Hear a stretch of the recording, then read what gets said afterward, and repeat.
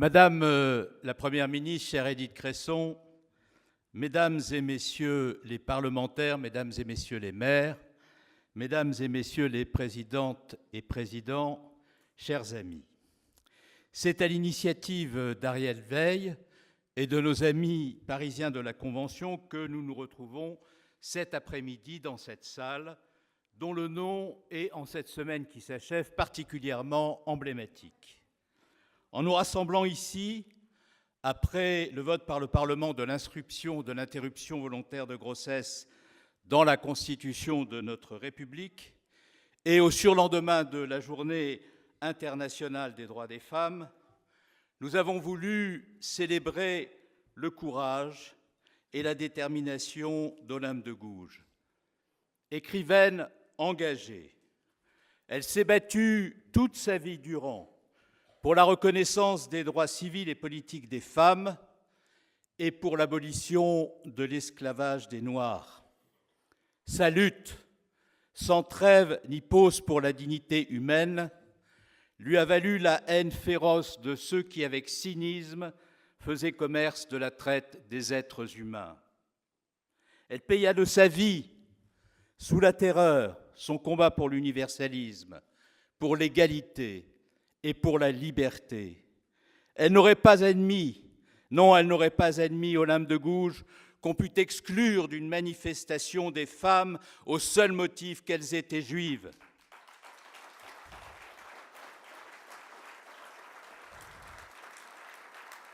Son universalisme ne l'aurait pas admis et son cœur en aurait été soulevé.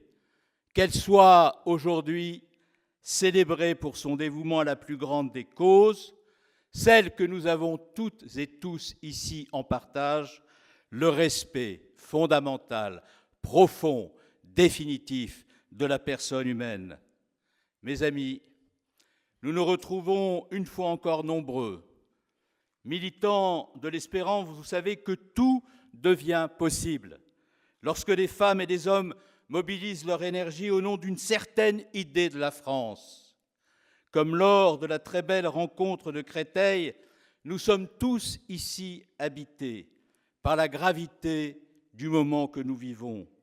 Nous savons que la France et l'Europe sont menacées par la poussée de la droite extrême et de l'extrême droite. Et dans ces circonstances particulières que nous traversons, notre ambition partagée, la seule qui vaille, est d'édifier des digues face à cette vague que sondeurs et commentateurs prédisent et que tant de discours, trop de discours, de comportements, de décisions, hélas, confortent, alors qu'il faudrait la contenir. Nous savons qu'en politique, rien n'est inéluctable, mais il faut suffisamment de cœurs ardents et d'esprits lucides pour résister à l'ère du temps et convaincre de la justesse d'un autre chemin. Mais que faut-il entendre par dresser des digues? Se limiter à dénoncer la dangerosité de l'extrême droite? Camper seulement dans des postures morales? Non, chers amis, dresser des digues, c'est autre chose. Dresser des digues, c'est donner aux Français et aux Européens des raisons d'agir pour et pas seulement de voter contre. Dresser des digues, ce n'est pas se contenter de faire barrage à la menace, c'est surtout bâtir le mur porteur d'un espoir nouveau. Dresser des digues, c'est construire des fondations solides, d'un projet politique crédible, de justice sociale capable de gagner la confiance de nos concitoyens pour relever les défis du monde et les préoccupations du quotidien, la sécurité, le climat, l'emploi, le pouvoir d'achat, l'école, la santé, le logement. Dresser des digues, c'est renoncer à renoncer. Telle est, à mes yeux, la définition de la politique, son exigence, mais aussi sa grandeur. Nos compatriotes de métropole et d'outre-mer voient la nation qui s'affaisse et ses institutions qui s'affaiblissent à mesure que la France s'éloigne d'elle-même, des valeurs qui l'ont fondée comme projet.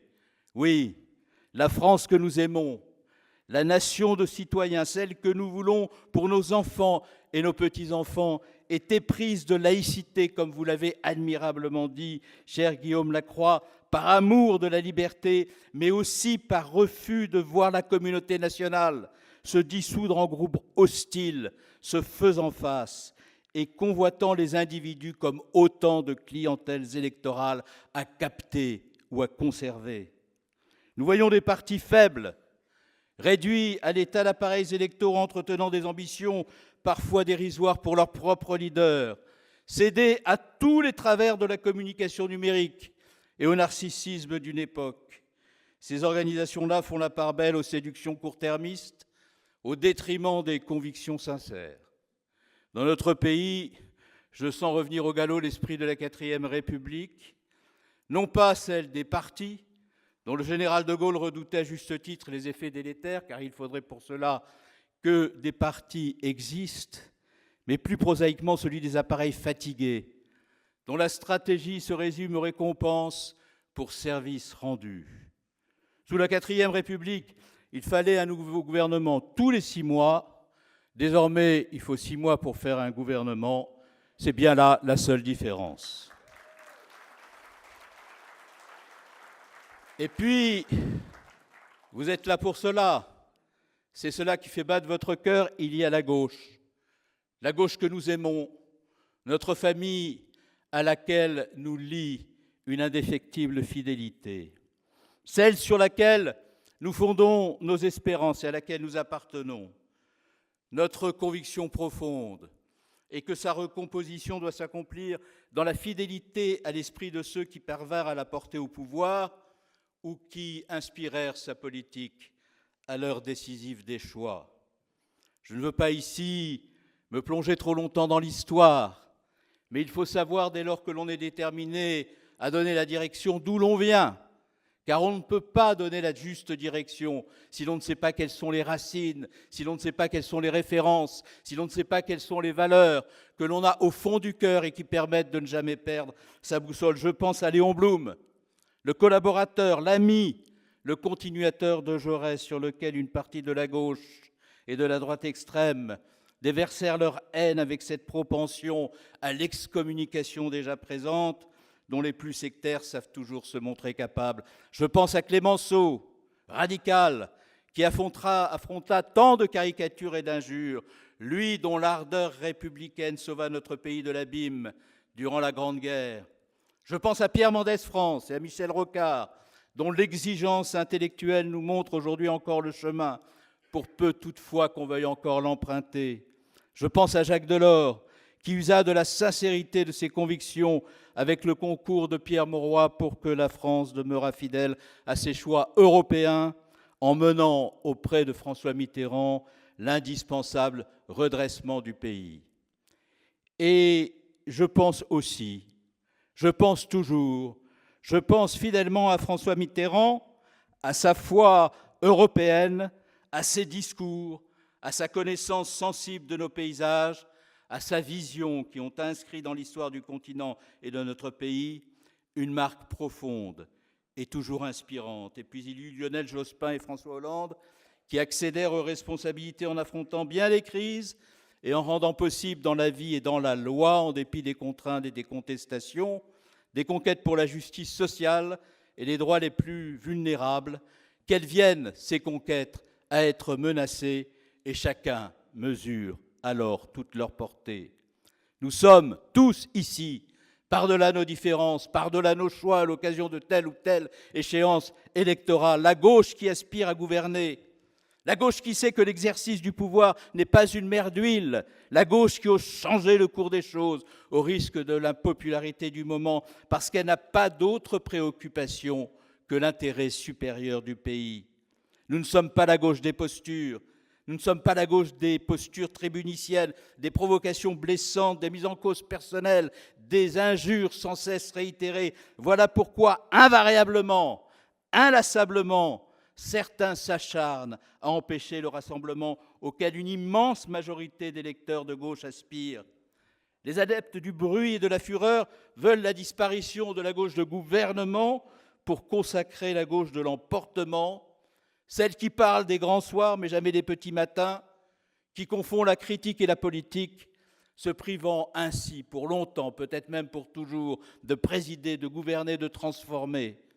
Au motif que nous avions été un certain nombre ici à prévoir et à dénoncer avec lucidité les outrances de la France insoumise, nous serions donc de droite, sans autre forme de procès, ou alors un procès comme ils les aiment, sans contradictoire, sans examen des faits, sans avocat ni juré.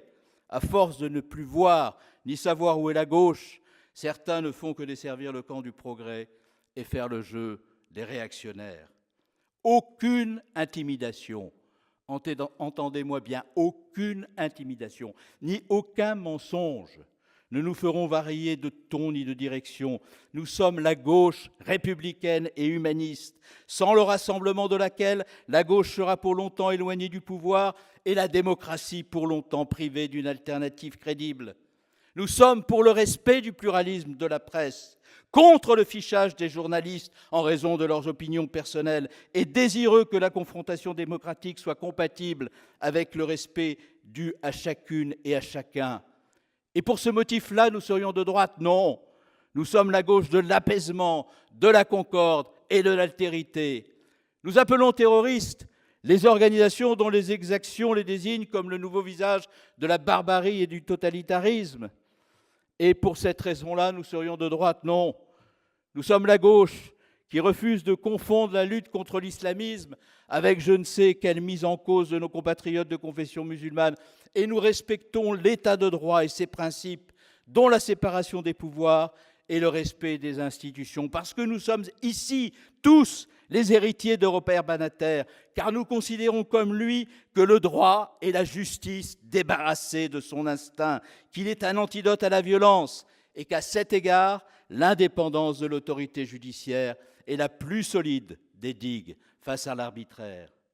Nous avons aux responsabilités offert l'asile aux migrants de Paris et de Calais, entassés dans des conditions indignes, dans des squats et des lieux inhumains, improprement appelés jungles, en créant partout en France plus de 500 centres d'accueil permettant leur prise en charge dans le dispositif national d'asile. Et pour cette raison, nous serions de droite? Non.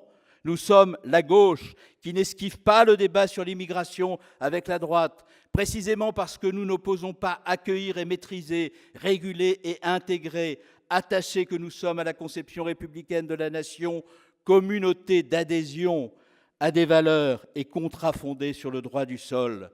Avec Emmanuel Lévinas, nous le disons, la France est une nation à laquelle on peut s'attacher par le cœur aussi fortement que par les racines. Mais être fidèle à Lévinas, ce n'est pas le citer dans les péroraisons, mais s'en inspirer dans la législation. Nous sommes la gauche qui a redonné des effectifs aux forces de sécurité et réformé en profondeur la formation des policiers et des gendarmes en rappelant ces derniers à leurs obligations déontologiques. Nous sommes la gauche qui considère que ceux qui paient du sacrifice de leur vie la protection des Français méritent notre considération et qu'il est profondément irresponsable d'exposer leur réputation à la vindicte populaire au motif que certains qui méritent d'être sanctionnés auraient gravement failli. Nous avons contribué activement à éviter l'implosion de la zone euro et l'exclusion de la Grèce de l'Union européenne qui l'aurait disloquée, et pour cette raison, nous serions de droite? Non. Nous sommes la gauche qui a toujours été fidèle au projet de l'Europe politique et qui rejette tout à la fois le nationalisme des uns et l'illusionnisme des autres. Chacun l'aura compris. Il y a dans les arguments de piteuse politique qu'on oppose au rassemblement de toute notre famille, à la veille des élections européennes, et qui est une position qui nous rend tristes, quelque chose qui relève à la fois du sectarisme et du calcul. Je le dis ici solennellement devant vous, rien de cela n'est à la hauteur du moment historique que nous vivons, ni du scrutin qui approche. J'appelle donc, avec la sincérité qui m'a seule arme, une nouvelle fois Olivier Faure à lever les obstacles à l'unité de la famille de la gauche humaniste, républicaine et européenne.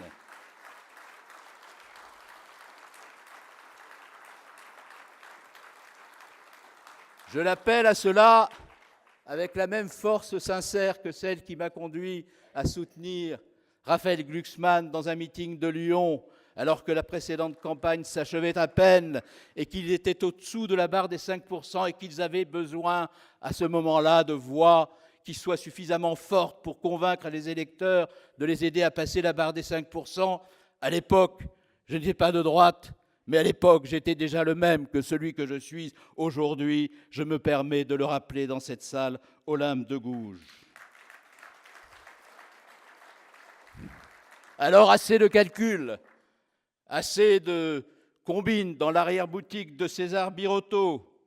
Si l'on veut que la liste qui représente le cœur de la gauche de gouvernement réalise le meilleur score, afin qu'un espoir renaisse en France et en Europe, il est du devoir du premier secrétaire du Parti socialiste et de son rôle d'agir de la sorte en renonçant enfin aux soustractions par excommunication, parce que dans le souvenir que j'en ai et que je garde ici au fond du cœur, dans PS, le S n'a jamais voulu dire sectaire, ça veut dire socialiste.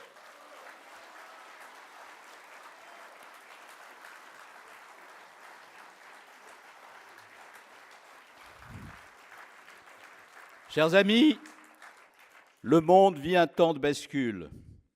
Ce n'est pas l'histoire qui, ayant atteint sa fin, aurait suspendu son cours avant de le reprendre.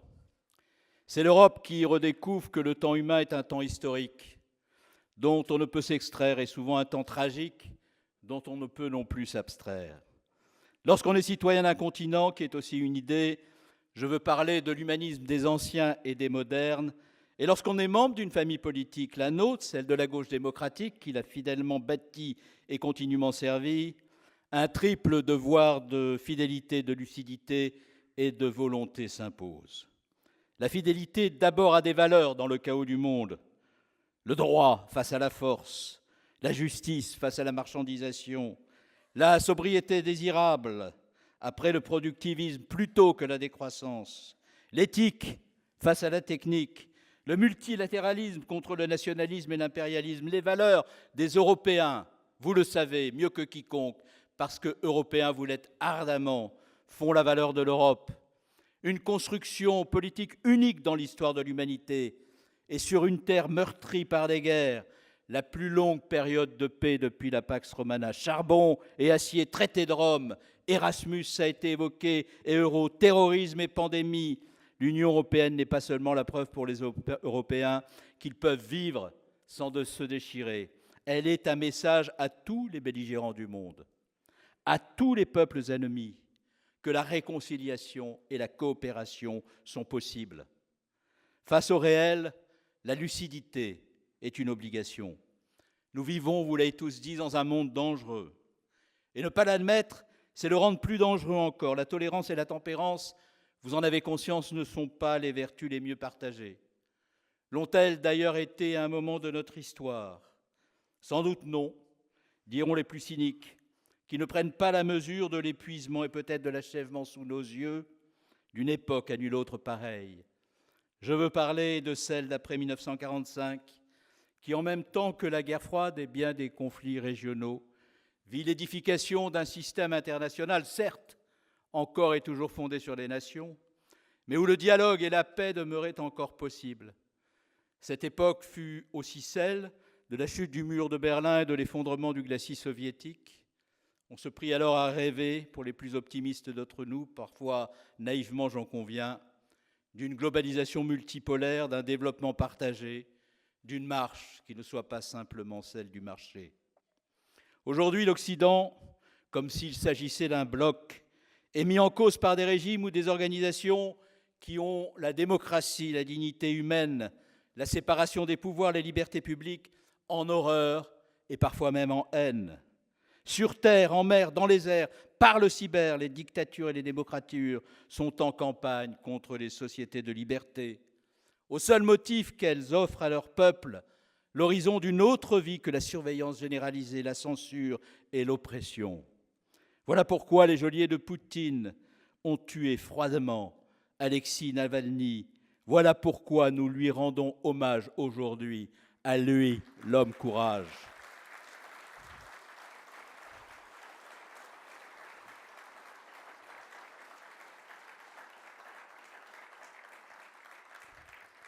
La communauté internationale, théorisée par Kant et initiée par Briand, n'existe souvent que dans les discours des diplomates européens.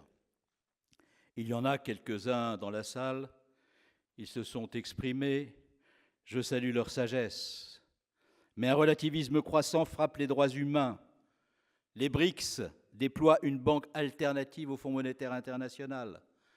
L'ONU, vous le voyez, est rendue impuissante par les divergences au sein du Conseil de sécurité et les vétos de ses membres les plus importants. Où que se porte le regard, la bataille des normes juridiques, sanitaires, sociales, environnementales fait rage, y compris entre alliés et partenaires. Des pouvoirs affairés, tendus à leur extension territoriale, envahissent des voisins au mépris de la souveraineté des États, de l'intégrité des frontières, des grands principes du droit international. Des nations s'arment continuellement pour annexer et envahir. Des leaders habillent leur volonté de puissance d'un messianisme idéologique ou religieux, parfois les deux. Tel est le monde sous nos yeux, chers amis, pour peu qu'on les ait grands ouverts. Voilà pourquoi il faut aux dirigeants et au peuple faire preuve de volonté. Oui, la volonté. Être dans les gradins plutôt que sur le terrain n'est jamais en politique internationale un destin enviable. Pas plus qu'être le cerf-volant au cœur d'un ouragan n'est un dessein viable. L'Europe n'a ni la possibilité d'être indifférente, ni le droit d'être naïf. Dans un monde chaotique, l'Europe ne doit pas seulement affirmer ses valeurs, elle doit défendre ses intérêts. Oui, ses intérêts. Les menaces et les défis qui s'imposent à elle ne doivent pas engendrer la résignation, mais au contraire provoquer l'énergie d'un sursaut fidèle au message et à l'action de François Mitterrand, un grand Français et un grand Européen.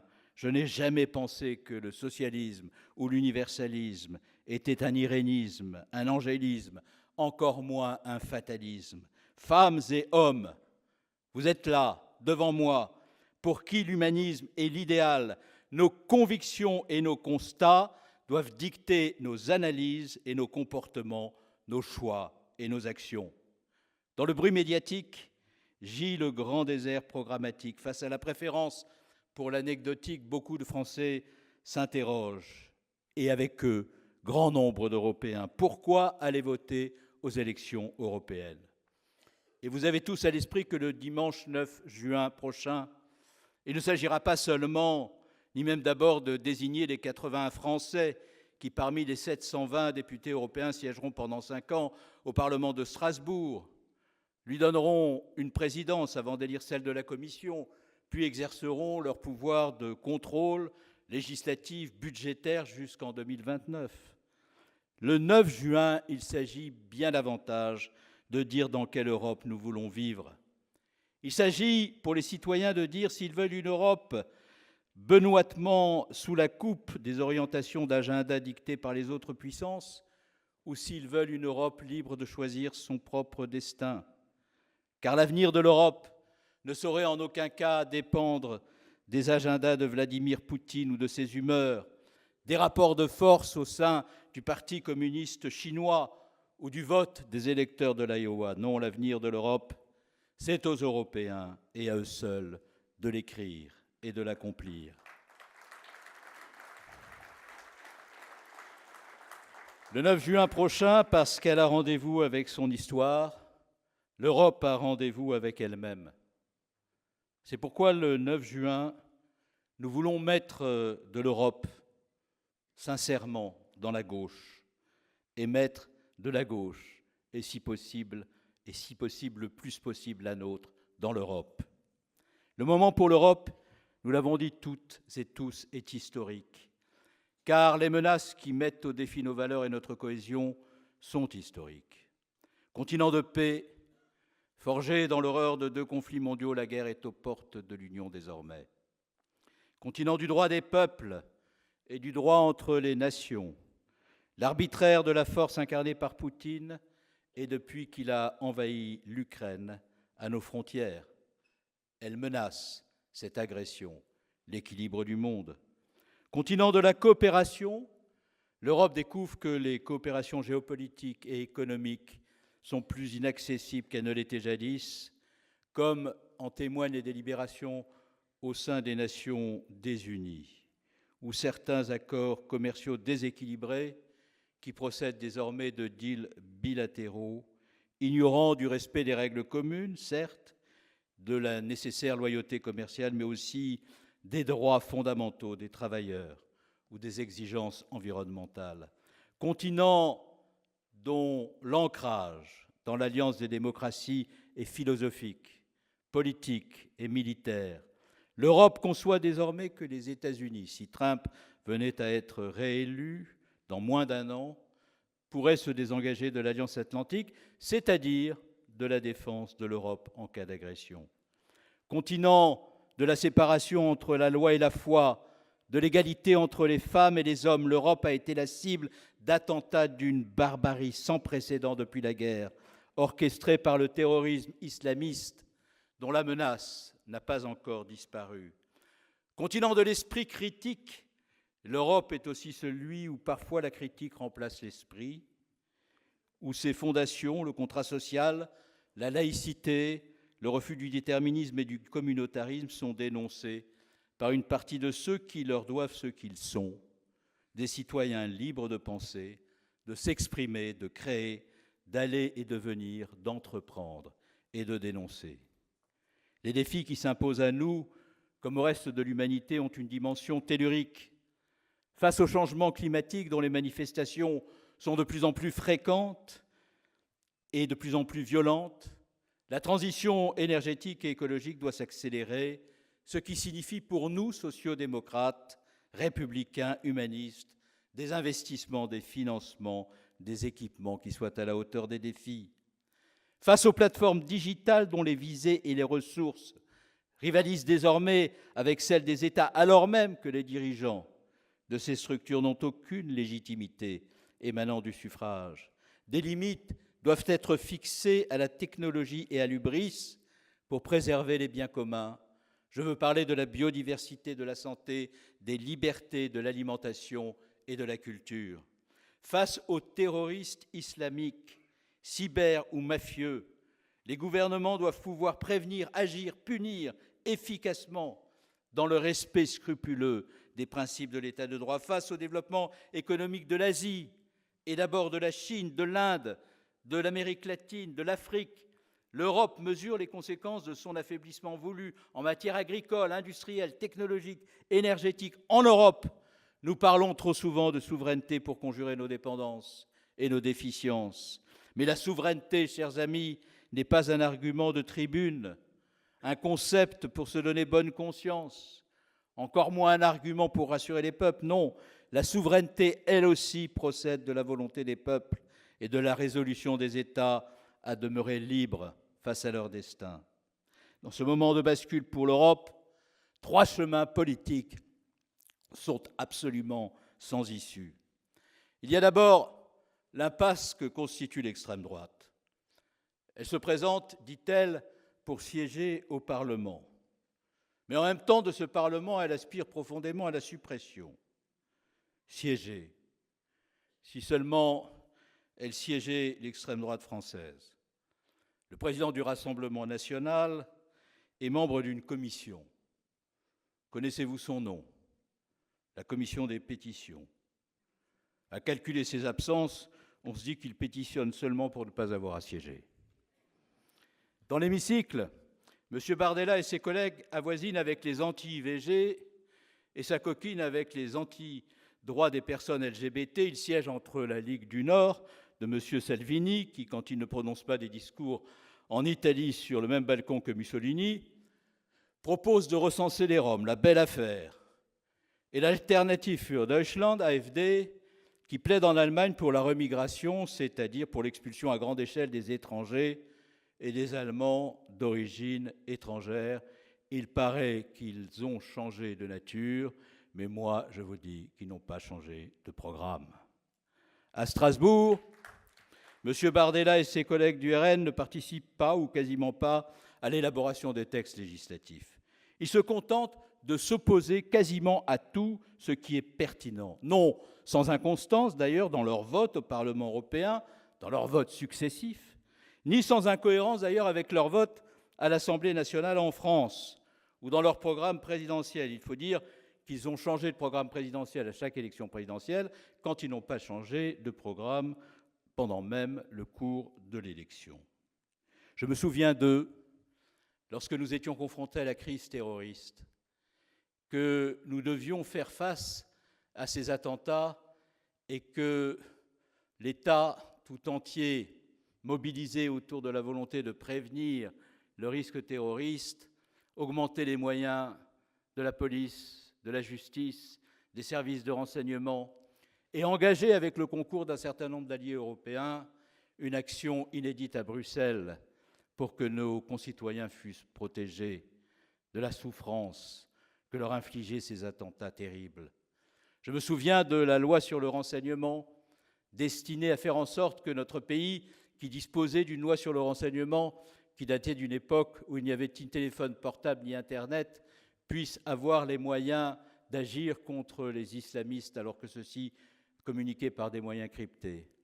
À l'époque, le Rassemblement national ne votait pas la loi, et je me souviens des arguments de Marion Maréchal Le Pen indiquant que ce que nous nous apprêtions à faire relevait de la surveillance de masse, faisant écho ainsi aux propos tenus par une partie de la gauche extrême. Alors que nous voulions protéger les Français, ils s'opposaient à ce qui nous permettait de le faire. Je me souviens que lorsque nous sommes allés avec Theresa May, qui était à l'époque ministre de l'Intérieur, et Thomas de Maizière devant la commission Libé du Parlement européen pour dire « il faut un PNR », ils s'y sont opposés, avec les mêmes motifs d'ailleurs que ceux dont ils combattent aujourd'hui l'action, au motif qu'elle serait trop laxiste. Leur politique n'est pas simplement un opportunisme, elle est un situationnisme. M. Bardella et le RN ont voté contre, parfois, c'est vrai, contre le plan de relance pour préserver l'emploi et les entreprises, contre le pouvoir d'achat des ménages face au Covid, contre des résolutions pour prévenir les pandémies et permettre une stratégie européenne de relocalisation de la production pharmaceutique en Europe, contre des mesures de soutien financier à l'Ukraine, quand ils ne se sont pas déclarés absents lors du scrutin sur les sanctions contre la Russie et la Biélorussie, contre la création du PNR, je viens de le dire à l'instant. Il arrive cependant que M. Bardella et le RN votent pour la sortie de l'euro, pour la politique agricole commune et donc pour le calcul des primes à l'hectare favorable aux plus grandes exploitations au détriment des fermes familiales et de l'agroécologie, pour l'accord de libre-échange entre l'Union européenne et le Chili et son insuffisante réciprocité commerciale.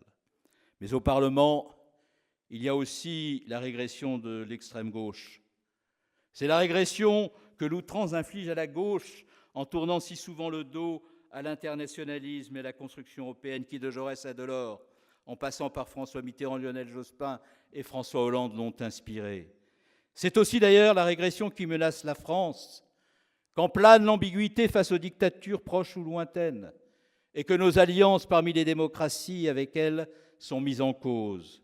Comment oublier qu'au Parlement européen, par 3 fois, les députés de la France insoumise ont choisi de s'abstenir lorsqu'il s'est agi, après l'invasion de l'Ukraine par l'armée de Poutine, de condamner le crime d'agression de la Russie envers l'Ukraine en novembre 2022.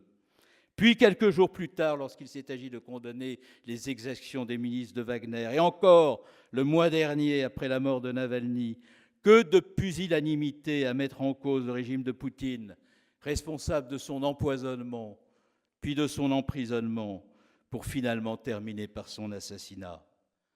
Et comment oublier qu'à longueur de discours, de blogs, de tweets, sur les bancs du Parlement européen et dans les mêmes rangs du Palais Bourbon est promue une géopolitique antédiluvienne qui désigne les démocraties que sont l'Europe et les États-Unis comme le responsable de tous les maux et les fauteurs de toutes les crises.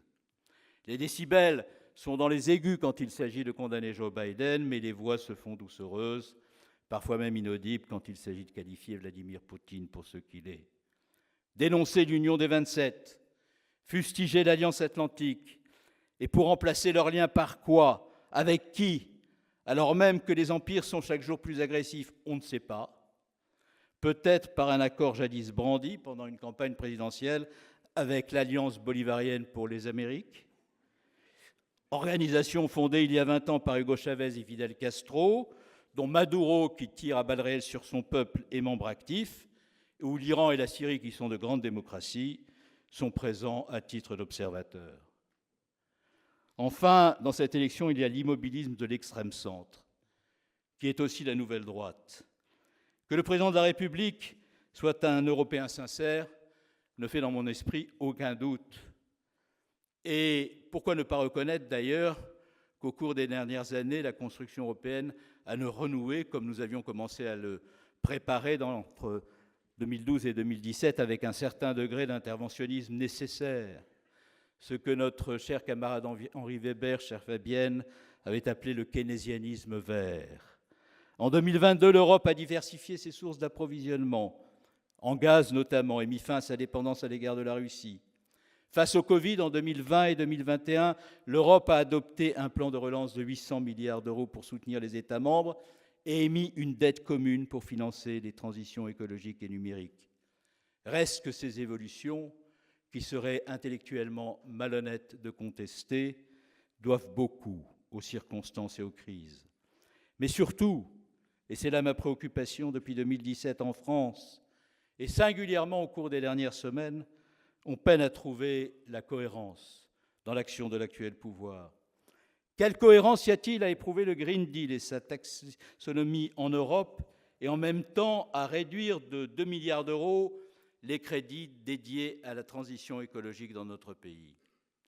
Quelle cohérence y a-t-il à annoncer la réindustrialisation décarbonée en France et à accepter en Europe des objectifs certes souhaitables dans leurs principes, mais dont le rythme et la méthode, faute d'études d'impact rigoureuses, ne permettront pas de les atteindre dans les temps impartis et surtout sans dommage pour l'emploi? Et je veux prendre ici un exemple qui concerne l'immense majorité des Européens et par conséquent des Français. La fin programmée des véhicules thermiques neufs en 2035. Comment cet objectif a-t-il pu être fixé par la Commission européenne sans en même temps garantir que le véhicule électrique sera partout et pour tous accessible? Je parle ici d'accès économique, je parle de prix et donc de pouvoir d'achat. Je parle de l'accès à l'énergie, de l'alimentation des véhicules et donc du besoin massif d'électricité décarbonée. Je parle de l'accès géographique des infrastructures. Je parle de proximité et donc des bornes de recharge déployées en nombre dans tous les territoires et pas seulement dans le centre-ville du cœur des métropoles. Et comment cet objectif a-t-il pu être fixé sans un plan à la hauteur pour offrir des solutions alternatives en transport en commun, par la route et par le rail, à nos concitoyens qui vivent dans la périphérie des centres urbains ou dans les zones rurales? Voilà, mes chers amis, comment l'écologie décisive et désirable est offerte à la caricature de l'écologie punitive et comment un horizon enthousiasmant et fédérateur peut finir par susciter davantage d'inquiétude et d'exclusion, alors même que l'avenir est à la voiture propre et populaire. Quelle cohérence y a-t-il à dénoncer la politique agricole commune au Salon de l'agriculture et en même temps au Conseil, au Parlement européen, d'accepter que 80% des aides de l'Union européenne soient captées par 20% seulement des agriculteurs? Et quelle cohérence y a-t-il encore à fustiger les accords de libre-échange sans réciprocité et clause miroir et dans le même temps approuver au Parlement de Strasbourg les accords commerciaux avec la Nouvelle-Zélande, le Kenya, le Chili, comme hier au Parlement le CETA? Le seul chemin pour l'Europe, qui ne soit pas une impasse, une régression ou une stagnation, c'est le chemin proposé par la gauche démocratique, sociale et écologique. Et je vais vous faire une confidence. Pour que l'Europe soit de gauche, et c'est ce que nous voulons toutes et toutes dans cette salle, mieux vaut faire confiance à des femmes et des hommes de gauche qui aiment l'Europe. Pour que l'Europe soit outil de peuple, qui la forme et qu'elle soit puissante face aux empires qui la défient, une autre direction doit être donnée à l'Union, que ni l'extrême droite, ni l'extrême gauche, ni l'extrême centre ne sauront lui donner, pour la raison que ses forces politiques ne la souhaitent pas.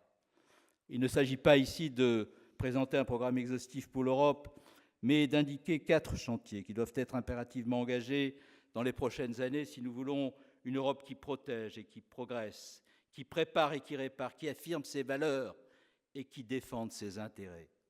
Ces 4 chantiers enthousiasmants, concrets, populaires, forment le carré de l'Europe indépendante, de l'Europe puissante, de l'Europe innovante. Le chantier énergétique, d'abord, suppose un plan européen d'électricité décarbonée. C'est sans doute là la mère de toutes les batailles. Car derrière toute politique, il y a une économie politique.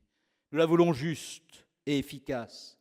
L'énergie, c'est la sève de l'économie, la grande transition énergétique, qui est une nouvelle grande transformation que nous voulons sociale et écologique. sera celle de l'électrification décarbonée du continent. C'est là notre grande bataille technologique, industrielle, sociale. Elle prendra du temps. Car comme toute bataille, plusieurs stratégies devront être mises en œuvre. Et aujourd'hui, plusieurs stratégies sont proposées qui ne sont pas toutes pertinentes. Il y a d'abord celle que l'on pourrait qualifier de technosolutionnisme du marché. D'un marché intérieur finement paramétré par la main invisible ou quelques savants experts de la Commission européenne, beaucoup aidés en cela par des lobbies dont chacun sait ici qu'ils sont toujours désintéressés. De tout cela devraient naître, comme par magie, les infrastructures nécessaires et les acteurs industriels de cette électrification décarbonée du continent. Pour ma part, je n'y crois pas. Il y a une autre proposition, celle de la décroissance collapsologique. Au fond, plus besoin d'électricité sur le continent, puisque nos besoins énergétiques auront subitement disparu par l'effet d'un jeûne généralisé que nous nous serons imposés à nous-mêmes, ou par effondrement.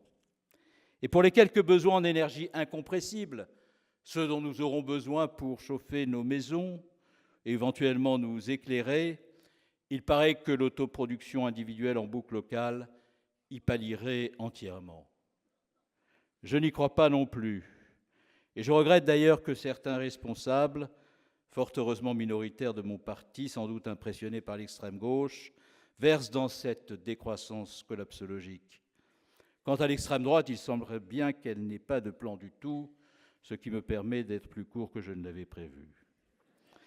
Pour notre part, nous avons la conviction qu'il n'y aura pas de transition énergétique sans planification des investissements publics, nationaux et européens, sans aménagement du territoire, sans mobilisation des entreprises, des laboratoires de recherche et des collectivités locales. Traduit en termes concrets, c'est-à-dire en termes budgétaires, cela requiert un rehaussement très substantiel de l'investissement public au niveau européen, qui lui-même ne s'oppose pas à l'investissement privé, mais qui, au contraire, lui sert d'effet de levier, l'entraîne et l'oriente. Plus concrètement encore, cela signifie la pérennisation et l'amplification de la capacité d'endettement européenne, sans laquelle il n'y aura pas de capacité d'investissement authentiquement européenne. Il n'est pas juste et il n'est pas réaliste d'envisager sérieusement que l'effort de la transition écologique et énergétique soit porté par les seules nations. C'est au marché intérieur européen et pas aux démocraties nationales de porter l'effort de la transition énergétique, au moyen, disons le mot, d'une redistribution et d'une réaffectation d'une partie des immenses profits du secteur privé engendrés par l'existence même du marché intérieur européen vers la production de biens publics continentaux, à commencer par l'électrification décarbonée. Ce qui nous conduit à poser la question de la justice fiscale continentale, du nécessaire rééquilibrage au niveau européen entre fiscalité du capital, y compris d'ailleurs du capital non européen, et la fiscalité du travail, entre fiscalité des très hauts revenus et fiscalité des revenus moyens et modestes. Je ne suis pas de cette gauche qui appelle à toujours plus d'impôts, mais je suis de gauche et j'appelle à une fiscalité juste et efficace. Vous le voyez, système énergétique, écologie, justice sociale et fiscale sont intimement liés. Le chantier social écologique appelle la rénovation thermique des logements, des bâtiments dans toute l'Union pour l'efficacité énergétique, pour le soutien aux filières stratégiques des écomatériaux et de la construction, de l'innovation à la réalisation en passant par la production en Europe, pour la création d'emplois non délocalisables, pour ne pas peser sur les budgets des États membres confrontés à un mur d'investissement. Chantier géopolitique, c'est celui de l'urgence d'une capacité d'action de l'Europe face aux menaces qui se multiplient. Ce qui se joue actuellement en Ukraine a quelque chose d'existentiel pour le projet européen. Parce que si nous laissons la Russie gagner en Ukraine, si nous tolérons la victoire de l'autocratie et de la violence, alors Poutine poursuivra sa course folle et ne pas aider l'Ukraine aujourd'hui à sauver la liberté, c'est renoncer à terme à la nôtre. Au même moment, se jouera en novembre de l'autre côté de l'Atlantique la survie même de cette alliance des États démocratiques, sur laquelle une grande partie de l'Europe avait, depuis des décennies, fondé sa sécurité. Oui, si Donald Trump remporte l'élection américaine, c'est un affaiblissement fatal du lien transatlantique auquel nous devrons nous préparer. Nous croyons fermement que l'Europe peut se défendre, car ce n'est pas l'Union qui est à l'origine de l'incapacité du continent à défendre ses intérêts, mais la faiblesse de l'ambition européenne qui seule explique cet échec. L'Europe doit pouvoir se défendre militairement chaque fois que ses intérêts sont menacés. Cette défense européenne, nous devons l'approfondir, nous devons la vouloir, bien sûr, dans le cadre de l'OTAN, mais construire cette Union européenne de défense dans le cadre de l'OTAN, ce n'est pas accepter que se perpétue une dépendance de sécurité absolue à l'égard des États-Unis, ni vouloir réduire notre rôle à celui de tiroir-caisse ou notre alliance à une forme de contrat privé qui pourrait s'interrompre au bon vouloir de l'assureur.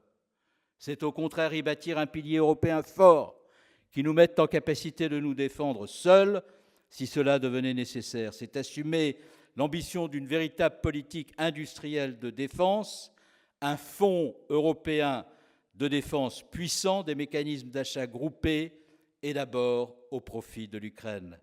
Nous croyons aussi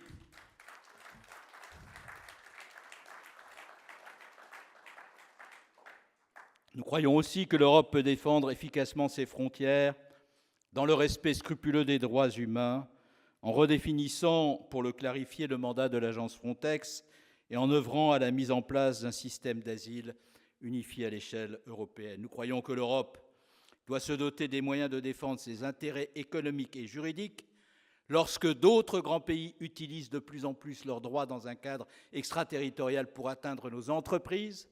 Je suis toujours malheureux quand je vois le Department of Justice américain venir poursuivre des entreprises européennes, et il poursuit essentiellement, presque exclusivement des entreprises européennes au motif qu'elles auraient manqué à leurs obligations déontologiques, prélevant sur elles d'ailleurs des milliards de dollars, parfois même poursuivant l'entreprise jusqu'à les faire racheter par des entreprises américaines, comme cela s'est passé avec Alstom et GE. Et nous restons face à cela inertes, alors même que l'article 83 du traité de fonctionnement de l'Union européenne nous permettrait de donner au juge européen une compétence extraterritoriale lui permettant de répondre aux États-Unis avec la même force que celle avec laquelle parfois ils nous poursuivent pour assurer leurs intérêts industriels. Ne soyons pas naïfs. Regardons encore une fois le monde tel qu'il est et faisons de l'Europe de la défense au sein de l'OTAN, de notre capacité à nous défendre de façon autonome, de notre capacité à utiliser notre droit dans un cadre extraterritorial, des armes qui conduisent le reste du monde à nous respecter. Nous croyons enfin que l'Europe doit pouvoir parler d'une seule voix et surtout parler clair dans les crises qui se multiplient à ses portes ou dans celles qui, comme aujourd'hui à Gaza, mettent en cause les valeurs mêmes qui nous unissent. Parler clair, c'est ne pas renoncer à nommer l'horreur que nous inspire le terrorisme fondamentaliste de ceux qui se sont livrés le 7 octobre à la pire des tueries antisémites depuis la fin de la Seconde Guerre mondiale. Mais c'est aussi dire ce que nous pensons de l'inhumanité d'une réaction militaire si manifestement disproportionnée, de la stratégie du précipice d'un gouvernement qui ne représente pas son peuple, qui ne représente pas ce que nos compatriotes de confession juive ont au fond du cœur et qui est un gouvernement qui a joué cyniquement, depuis des années, la radicalisation des relations, l'éviction des réflexions sur la scène internationale de la question palestinienne, poussant Trump, qui n'avait pas besoin de cela, à préconiser les accords d'Abraham qui ont conduit beaucoup de pays arabes à contracter avec Israël dans l'ignorance de la question palestinienne. Toute la stratégie de Netanyahou consistait à effacer la question du droit palestinien de l'agenda politique de son propre pays. Il l'a fait contre son peuple comme en témoignent les manifestations qui ont eu lieu en Israël juste avant que l'attaque du Hamas ne se produise. Et je suis convaincu que si l'attaque du Hamas s'est produite à ce moment-là, c'est précisément parce que le Hamas sentait qu'il risquait, du fait de ses mouvements propres à la société israélienne, d'avoir un autre gouvernement que celui de Netanyahou, et que la stratégie qui était la sienne n'était pas celle qui pouvait se poursuivre dès lors qu'il y avait de nouveau à la tête d'Israël des hommes et des femmes qui soient du parti de la paix.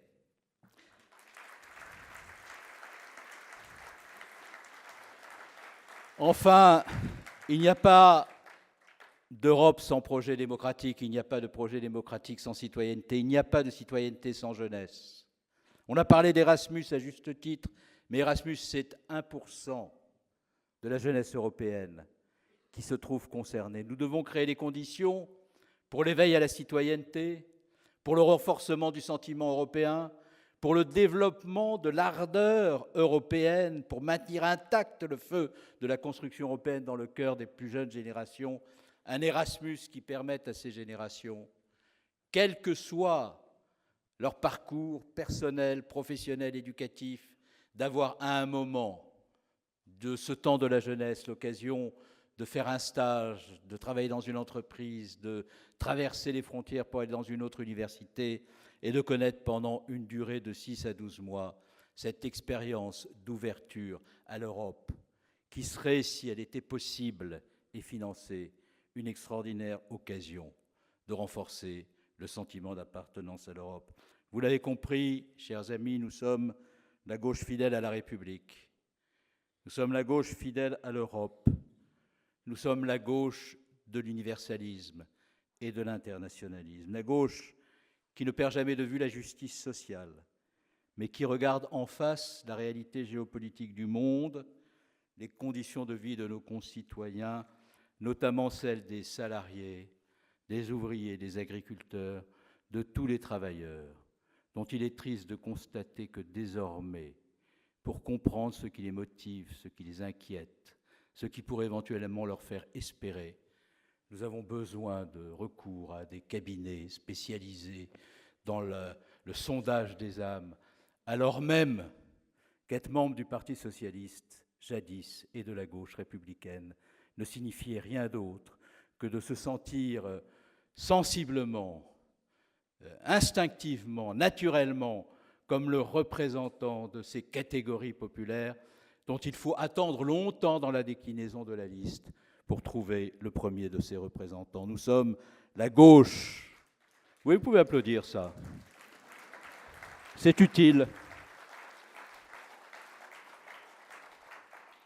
Je ne vous pousse pas à la consommation, mais là, il faut le faire.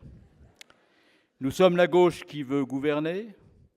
Nous sommes la gauche qui prend le risque de changer le monde, qui n'a pas peur d'affronter le monde tel qu'il est pour en changer le cours.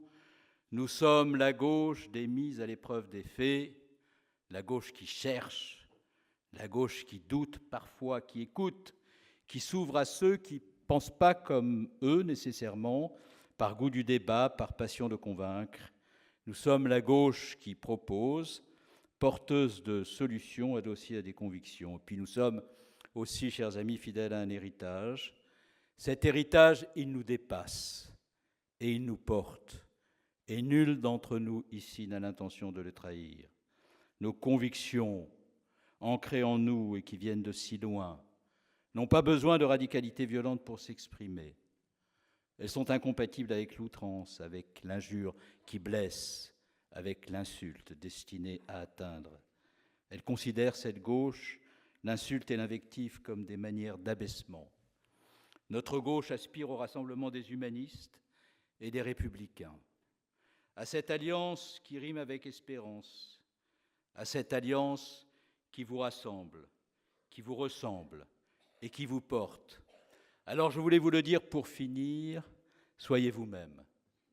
Soyez vous-même tout au long de cette marche destinée à ériger les digues et à réouvrir un chemin pour l'espérance.